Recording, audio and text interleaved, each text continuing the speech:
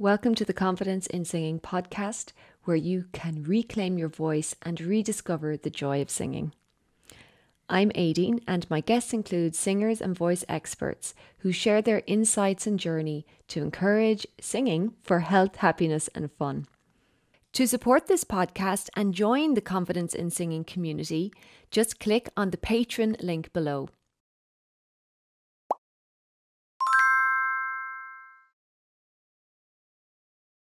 Welcome to the Confidence in Singing podcast. I'm Aideen, and my guest today is Ron Long from Canada. Hello. Welcome, Ron. Great. I'm so happy to be here. I'm so interested to see what happens in our conversation today. For those who don't know you, I'm going to read out a little bit about your background, and then we'll go from there. Sounds great. Perfect. Ron is a Canadian-based voice teacher and performer. He is the first and only Estill Master Trainer in Alberta, Canada. He regularly teaches belting and pop workshops and provides introductory courses for Estill Voice Work. He is also a certified yoga teacher and is a Reiki Master. He completed a Master of Music from Southern Illinois in University of Carbondale in opera and musical theatre. He's a member of Equity, the Canadian Actors Union, and has performed with Edmonton Opera in many roles. Ron teaches in his home in Edmonton. His students include chorus members of Edmonton Opera, local amateur musical theatre performers, other voice teachers, and anyone interested in learning more about their voice. Wonderful.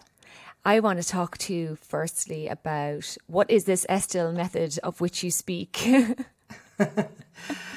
Well, Estill, I came across Estill for the first time about probably 8-9 years ago now. And I was starting to teach in a musical theater diploma program. And I was starting to teach belting, and I was like, what is this? What is belting, and how do I teach it? And so I looked around and I found an Estill course. It was actually in California, right on the coast, with a wonderful Estill teacher called Judith Dunbar, and started learning about Estill. So what Estill is an anatomical approach to the voice and how the voice works. And Jo Estill, who created it, she was a voice teacher, and she was a singer, an opera singer, and she retired from opera singing, and she started teaching, and she realized that she had no idea why something she said worked or didn't work with her students. So she wanted to explore that, and she went back to school, and she started going to a university to get a degree in voice, and she realized that her music profs really didn't know what was going on in the voice either. So she basically became a speech pathologist, and she studied the voice. She took X-rays of the voice, and she did endoscopies where they stick a little camera down your nose and look at your vocal folds, and she did all of these wonderful studies in the 70s, 80s, and 90s, and out of that created a whole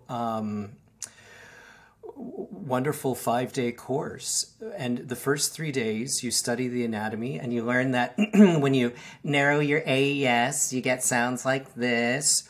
And when you tilt your thyroid, you get sounds like this. And when you tilt your cricoid, you get belty sounds like that. And you can lower your larynx, lift your larynx, and all the fun things. So it gives you all these ideas and ways to kind of actually start working with your voice more than just one way, because usually what people, when they come to singing, they study, especially 20, 30 years ago, we all studied with classical opera teachers, and we're taught one way of singing. Absolutely. And, same with me. Yeah. And so I was frustrated with that. And I don't know, I think a lot of singers in Ireland, a lot of people sing traditional music, and they'll avoid going to a singing teacher because they don't want to be trained out of that natural tone.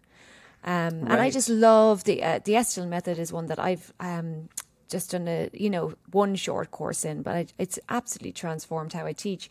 But what we're saying is it's not about one way of singing, it's about your choices. And if you don't understand what it Right. is works and what it is you're changing physically, that makes it much harder to have a choice, especially if you're new to singing or if you're having a difficulty getting a sound that you really want. You want to actually know exactly what's happening, right? Yeah, exactly. And for some people, they need to know that. I'm the kind of person that really wants to know what's going on, and as a voice teacher, that's it really has helped me to help other people figure out their voices. But then there are some people that are just natural singers and they don't want to know, and that's Because fine, right? it's too conscious minded. Then it takes Yeah, it's away from the joy. Yeah. It takes away from the joy. But a lot of people come to singing and they have a lot of problems and kind of built-in unconscious ways of holding their larynx and doing things with their larynx that just are not helping them to sing well. And so what Estill does is help people to go, oh, if I lift my larynx a bit and I tilt my thyroid, I get this beautiful sound, right? And wow, look at you. Yeah. So are you saying now that anyone can learn to sing? Yes. And I think what Jo Estill herself said is that everybody has a beautiful voice, right? We all have a beautiful voice, and we all have the right to learn about it and to discover it and to bring it into the world in a wonderful way, right? And yeah. There's a place for every voice in God's choir, as they say. Yes, and there I is, love that. yeah. We might come back to talking a little bit more about the Estill method, but I'm also really curious to find out a little bit more about you, Ron, and about what your motivation for music came from and where your love for singing has come from, and when did it start? I started singing in an Anglican church choir when I was a boy. I think I was about 7, and the choir teacher, Aideen Ní put me beside. She said that I couldn't sing in tune at first, and so she put me beside a strong singer. And so by the end of the year, she said I could sing in tune. And so that's where it started. I was taking piano lessons as well at that time, and my music was in my family. My father played the piano, and his parents. My grandpa was a fiddle player, and my grandma started on the banjo, and then she got arthritis, so she moved to the guitar, and then eventually she was playing the bass because that's all her fingers could do. And my brother is a drummer and has played in drums. He was 4 years older than me, so he was also an influence. And so when I got to high school, there was a big, wonderful choir program that was just kind of starting at that time. And so I started singing in that choir and the church choir. And because I'd been singing in church choir, I was one of the few boys who actually could sing in tune. And so I was getting solos and then also there was a musical theater community, amateur community in Lloydminster, where I grew up at that time too, that they put on shows, and I got what was the first show? It was 2 by 2, the musical 2 by 2. It was about Noah and the Ark. Wonderful. And I was Noah's youngest son, Japheth. Yeah. Isn't that nice? Yeah. What did it feel like for you? Music, what was music? What was the feeling, and why did you like it so much? Music for me was always this wonderful puzzle. That's my brain. I love figuring it out, and it took me a long time to figure it out and to get to a point where it feels like a flow kind of experience now, and the more I sing, the more it's a flow type of an experience. But for me, I love the puzzle of trying to figuring it out and figuring out how to sing, and going to university and doing my undergrad in voice, in performance, and it was always this kind of weird puzzle full of metaphors that I didn't understand completely, and yeah, it was just a wonderful challenge, I guess, for me. Yeah, it seems so. You It was see something it, I was good at, but yeah, it's like a learning thing, or like a curiosity that's bringing you step by step each time. yeah, and that's my big motivation. I think it's a part of my Enneagram personality. I'm a 5, so I like to learn all the time, and I like figuring things out and understanding them, and then sharing that knowledge with people. So it's singing was the thing that came along that did that for me. Yes, and you've taken it to lots of different directions, I know, as well, with directing and working. Have you worked with choirs and lots of different types of singers as well, different types of genres? Mm-hmm. What's your passion now, and what are the other interests? Well, I've performed on stage professionally with Edmonton Opera. I've done roles with them, and a lot of fun. They usually give me the English comedy roles, because that's what I tend to be good at. And but also exploring musical theater. I've done a lot of amateur musical theater here in town, and we have this thing called the Edmonton Fringe Theater Festival, and it's the second largest in the world, so behind Edinburgh.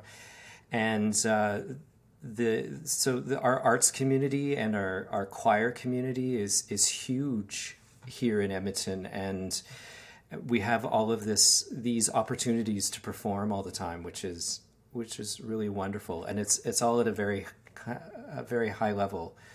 So yeah, I've done that. I've conducted a women's choir for a little while, which was a lot of fun, and just learning how to conduct was. I was never very good at it, but but I did it. And I've directed shows, and I've also recently music directed Light in the Piazza.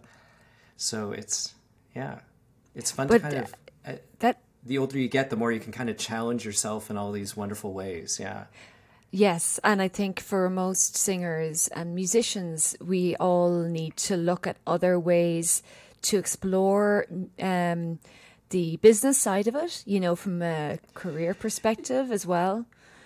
And the creative side, different creative aspects of it, because there's always more, and there's different ways to take it. Well, and the business side is also wonderfully creative too, right? And you can create interesting things from a business point of view when you have a music studio. It's like you and your podcast, right? And yes, and things that I'm doing with community, and yeah. Yes, I mean with your own teaching, what is it that, like, what kind of a process do you take your students on? Like, how can they work with you if they want to?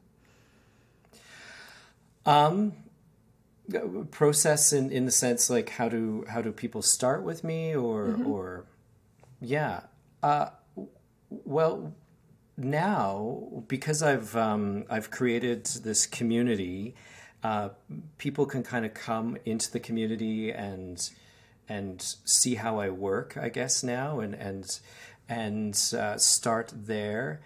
But I've also created online a course, okay, that people have access to, and they can because, like, when you come to me, I start talking in Estill language right away and trying to explain it. So I've put a little intro to Estill and the language in like a little course, so that when students come, they can just do that quick little hour-long course that introduces all the language and stuff like that. But then, yeah, it's a slow build-up of technique and kind of going. Everyone's different, right? Yeah. What kind of vocal problems do they have? I have a lot of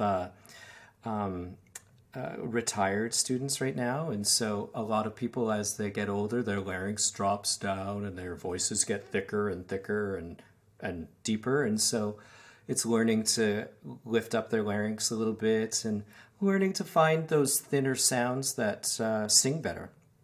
Yes, beautiful. And it's so interesting to take someone through that process. I think for me, because I studied psychology and I'm all about the confidence side of singing, I always feel like there's this personal development journey that the student has to go on in order to achieve what they want to achieve with their voice, because the voice reveals so much of who you truly are.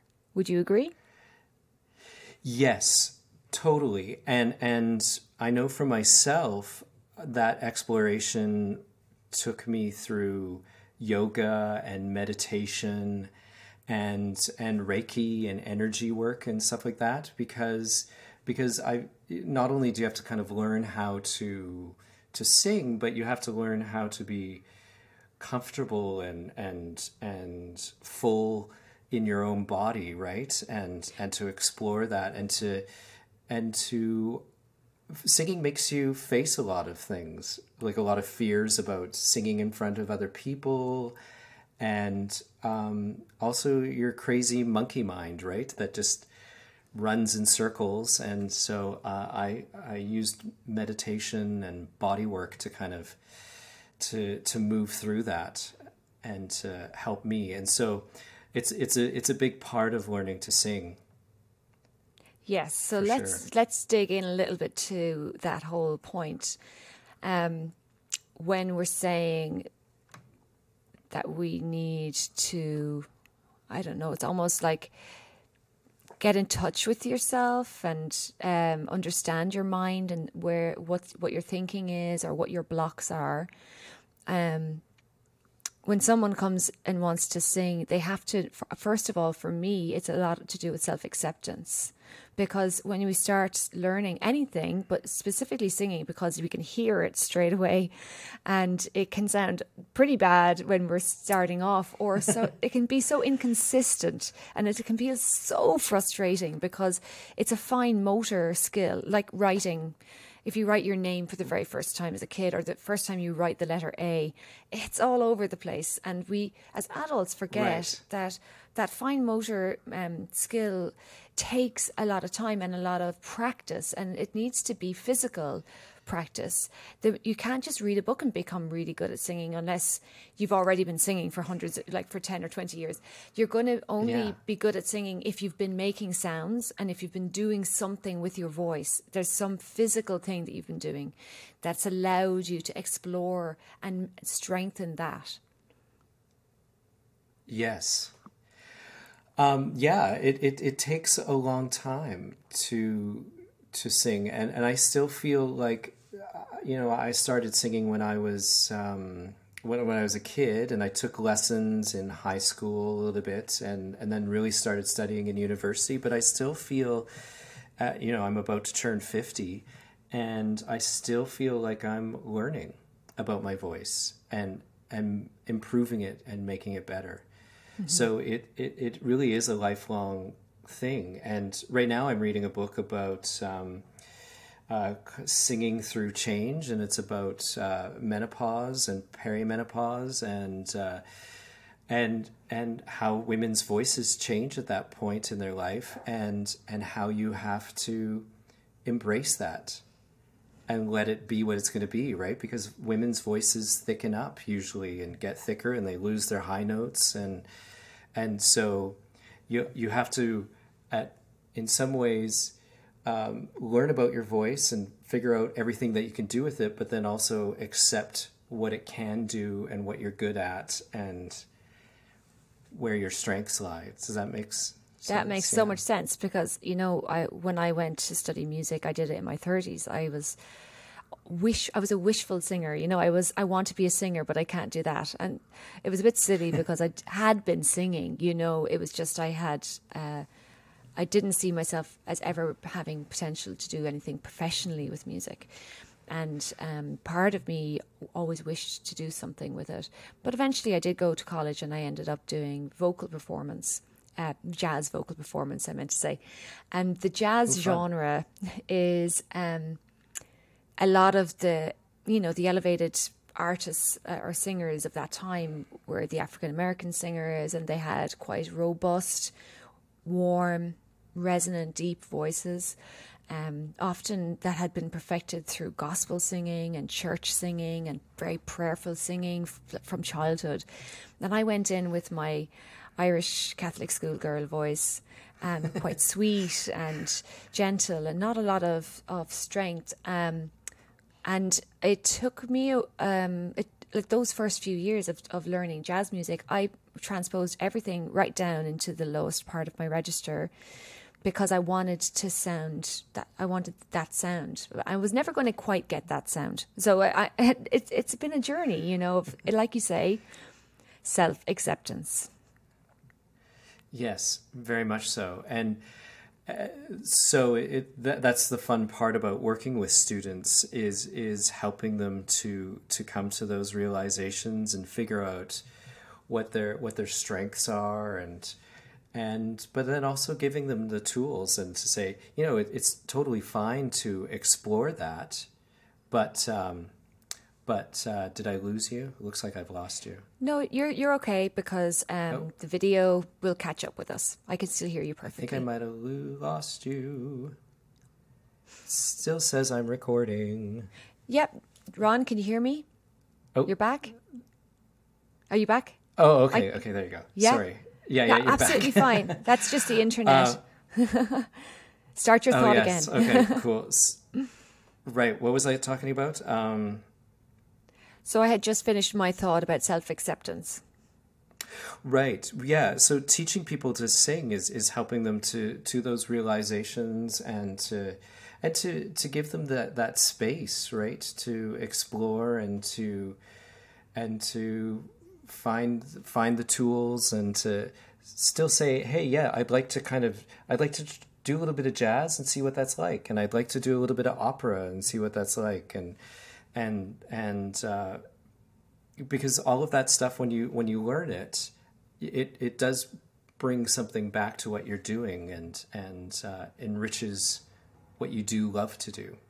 Yeah, definitely. One of my former incarnations was working in the health field, and I got dragged into working as a fitness instructor actually for a short while.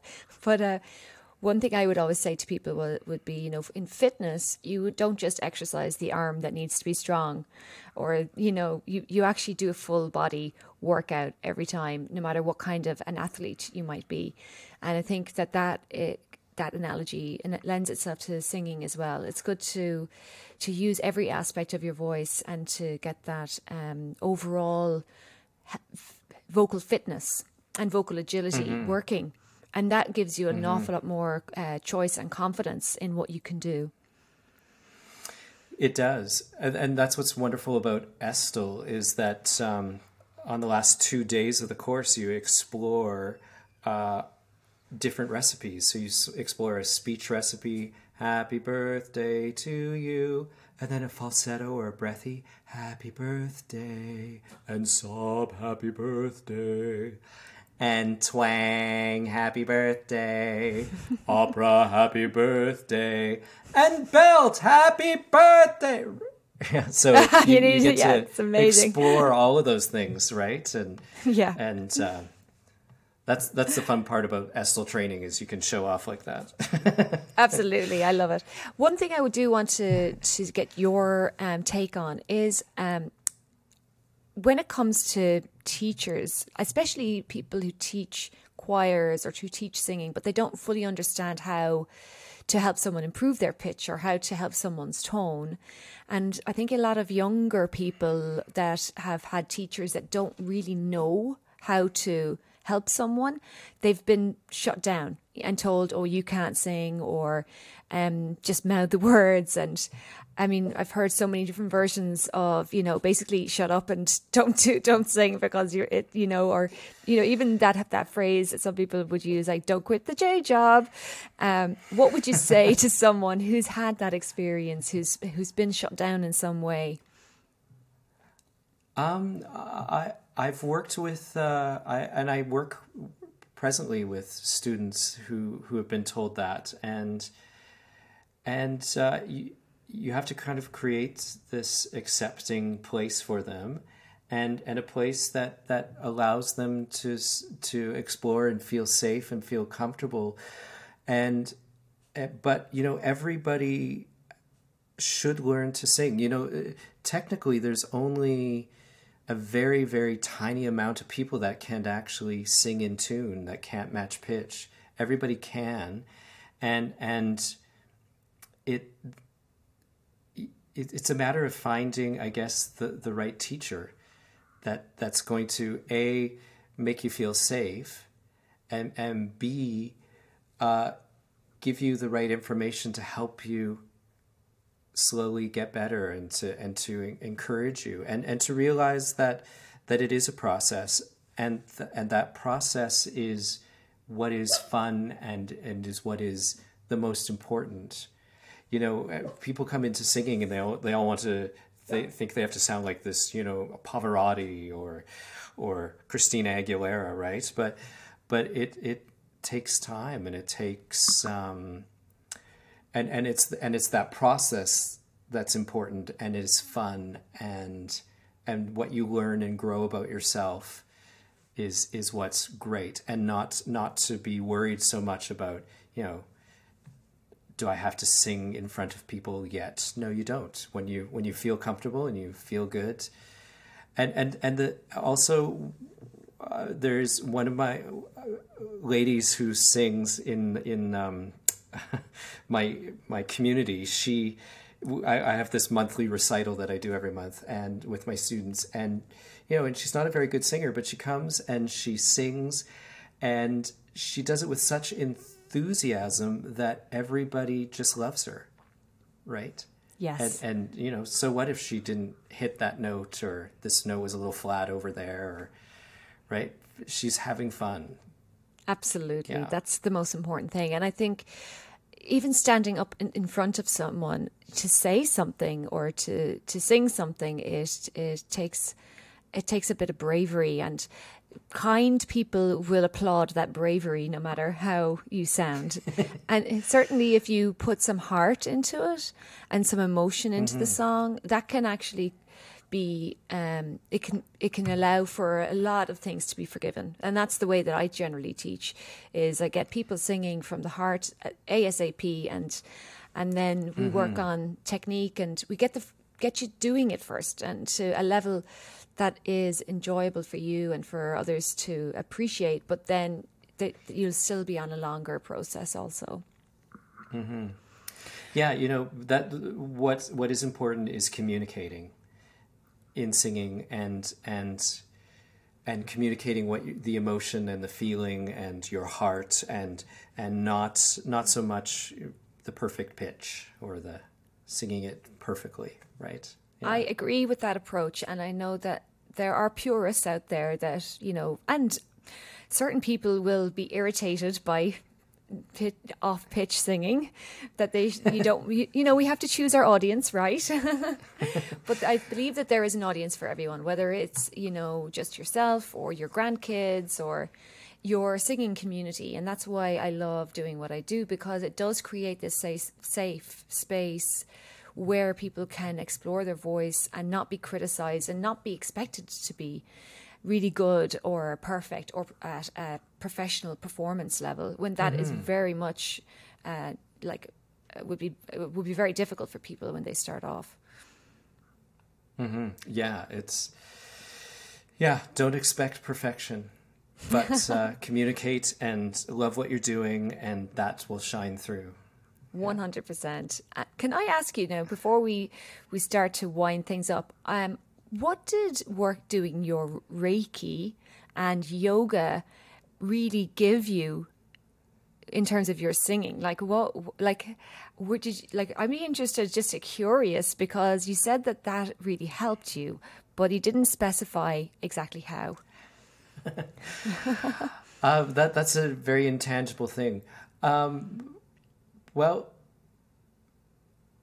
yoga gave me body awareness and an ability to understand my breathing better and what I was doing there, and to strengthen my body, because you have to be, I think, fairly strong in your body in order to sing. And so you have to be careful, though, with yoga breath, because they teach a lot of relaxed, or not in a sense relaxed belly, but it's just belly breathing, and sometimes that gets people off on the wrong way.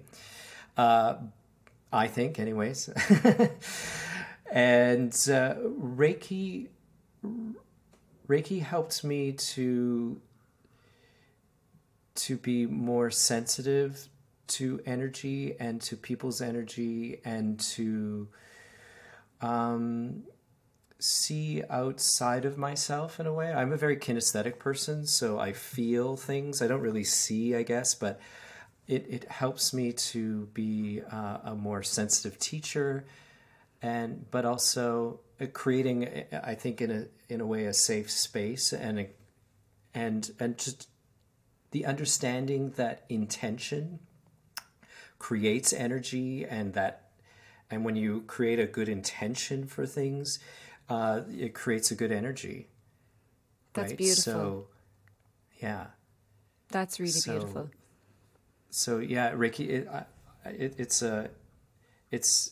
it was a bigger part of my life, but now it's just a part of my life. So it's something I do, but maybe don't think about as much. Yes, well, everything's evolving and things come around again sometimes. When your curiosity takes you that direction again, I'm sure you'll go there. Okay, Yeah. well, we're going to wind up soon, but I would love for you to, first of all, tell us how people can work with you within the community, or, how they can get in touch with you. And then secondly, to tell us a little bit about this piece that we are going to be playing at the end, and a little bit about your journey, because I know that the piece of music we're going to be playing is from a show that you actually wrote. So if we could cover both of those points, and then we'll wind things up. So the first thing is the way you can get a hold of me and study with me is through my website. So singingwithron.com. And on there, there's a PDF that you can download, and it explains everything about private lessons. But you can also join my community that I've created. And every morning, we do a 15-minute warm-up. It's based on Estill and Estill kind of voice principles. It starts at 9:30 Mountain Time, and it's on Zoom, but I stream it to a private Facebook group, which I think you're in, right? Yes. Aideen, yeah. Yes, yeah. I'm in your community. Yes. And then on Tuesday nights, every Tuesday nights, I have a question period twice a month. And then this coming Tuesday is something I call Pop Check. Actually, my partner, Noel, named it Pop Check. And it's we listen to pop singers and analyze what they're doing from an Estill point of view, and go, oh, they're belting here, or they're adding twang here, or they're... Oh, I didn't know you did that. I need to start going to that. Yeah, it's a lot of fun. Yeah, so that's Tuesdays at 7. And then the final Tuesday of every month is the recital. And we pick monthly themes. And so this month is 70s. And last month was jazz. So that's a lot of fun. And so that's the community. Also, there's other little things that happen as well. But those are the main things. And that's $10 a month. So it's cheap to join. And even cheaper if you're in Ireland, because 10 Canadian dollars is not a lot in Irish, in euros. Or even in American, yeah. Yeah, you're undercharging. Yeah. I'm telling you now, everybody listening, don't be surprised if the price goes up soon. Yes. It's a lot of value you're giving. Yeah, well, it's you're trying to create something, and so it's how do you put a price on it and figuring it out. But yeah, so that's that. And then the piece of music that we're going to hear at the end is from a show. I didn't actually write the song, but I wrote the show, and the show is called Handel the Musical, and it's based on research I did that Handel might have been gay. He never got married, and he was very, very private about his life, and not a lot of stuff were known. But there's little hints that people have kind of taken, and so I wrote this show where Handel asks God to come back to perform a Broadway show, and because he feels that God owes him because of Handel's Messiah and the Alleluia chorus. And so God agrees, but God decides that he's going to decide what the songs are. And so God keeps choosing all these gay-themed Broadway tunes, and slowly Handel talks about his life and sings these songs and comes out of the closet by the end of the end of the show. So this is me dressed up as George Frederick Handel singing Way Ahead of My Time, which is not from an actual Broadway show, but it is from a Broadway show. I forget what the Broadway show is, but I actually don't know it at all. It's a very cute, funny song about he's not like the other cavemen. and so he's telling his dad why he's different than the other cavemen. Yeah. Wonderful. So it's real cute. Yeah. Well, it's been such a pleasure having you on the show. There's a lot of wonderful kind of inspiration in your story, and I think it'll give my listeners a hint as to what's possible, even if you haven't been a singer in your mind or as part of your identity, that it can still be worthwhile pursuing. Yeah, totally. It's very enriching. Music and singing is so enriching to your life, and you don't have to be the best. You just have to do it. Wonderful. Well, it's absolutely been a pleasure. Thank you to everybody who's been listening. We really appreciate you listening to the show. And all of the information about Ron will be with the notes, with the different ways that you can listen. So some of you might be on Spotify or watching the YouTube video. So all of the links should be right there, so that you can get in touch with Ron and or myself, because I do teach as well. And we'd both be very happy to talk to you and see if you're interested in working with either of us. So thank you, Ron, and good night, everyone. See you. Thank you.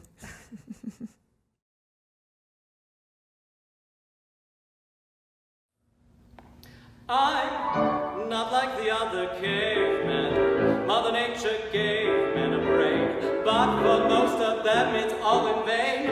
They've got no reason or rhyme. Undeniably, I'm way ahead of my time. Remember when you took me hunting from Mastodon? When at first I nearly fainted, then I hurried home and painted. People saw the sketch and learned the story and passed it on, for it was plastered on the wall, for the glory of us all.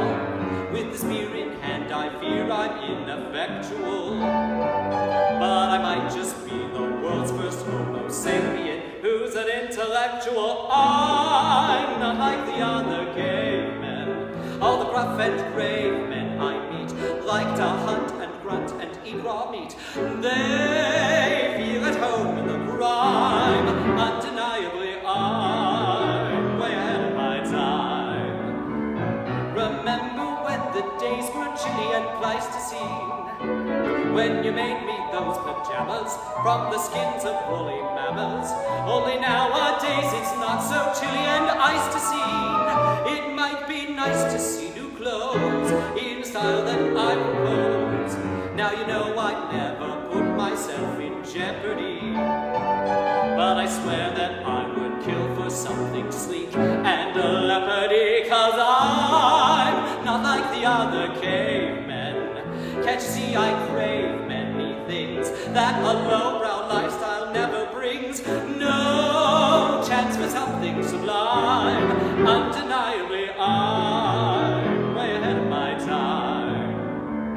I'm sick of all those dances with that booga crap. If only I could show you all the steps I've got on tap. Just watch me. See me shine, Papa.